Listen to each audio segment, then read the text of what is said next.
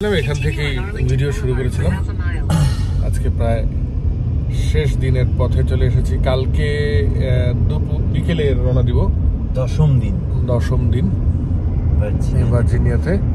এই প্রথম ভার্জিনিয়া এবং মেরিল্যান্ড দুইটি এলাকা ভালোই ঘোরাঘুরি করা হয়েছে।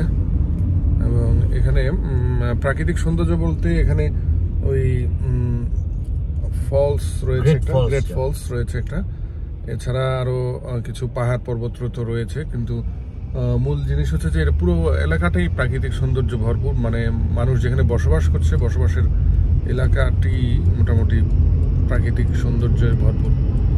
ফলে মানে এই এলাকাগুলোতে ঘুরলেই মোটামুটি ভালো মজা পাওয়া যায়। আর শপিং সেন্টারগুলো তো রয়েছেই, পাশাপাশি আবহাওয়া অনেক ভালো।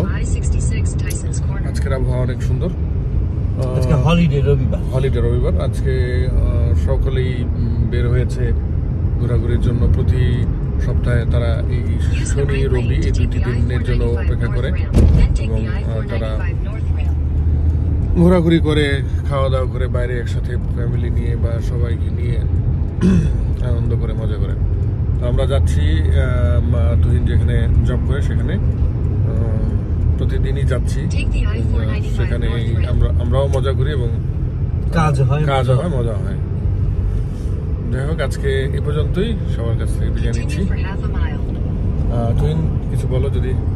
আর অনেকেই বলে থাকে যে বিভিন্ন সময় ফেসবুকে বা সামাজিক যোগাযোগ মাধ্যমে অনেকেই বলে থাকে যে বিদেশে থাকো, আমেরিকাতে থাকো, খুব মজা, সহজ। আসলে কিন্তু ব্যাপারটা সেরকম না। এখানে খুব কঠিন জীবন, খুবই কঠিন জীবন। যে কেউ আসবেন, আসার আগে 20, 25, 50, 100 বার ভাববেন। নিয়ম শৃঙ্খলার মধ্যে থাকতে হবে, প্রচন্ড নিয়ম শৃঙ্খলার মধ্যে থাকতে হবে। এবং অবশ্যই আপনাকে ভেবে চিনতে, এবং বলা হয়ে থাকে আমেরিকা বা পৃথিবীর আমেরিকাই বলা হয়, ইউরোপ আমেরিকা, বিশেষ করে আমেরিকা, এখানে অসৎ এবং অলস মানুষের কোনো জায়গা নেই। আপনি যদি নিজে অসৎ হয়ে থাকেন তাহলে আমেরিকায় আসার দরকার নেই, অলস হয়ে থাকেন আমেরিকায় আসার দরকার নেই।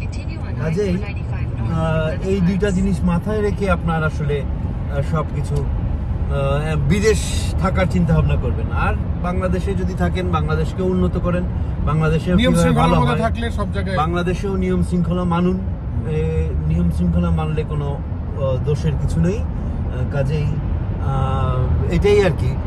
যারা, আমি একটা কথাই বলবো, যারা বলে থাকে যে আমেরিকা খুব কঠিন সহজ জায়গা, তাদেরকে একবার হলেও ঘুরতে এসে হলেও দেখা উচিত যে আমেরিকা আসলে কতটা কঠিন, অতটা সহজ নয়।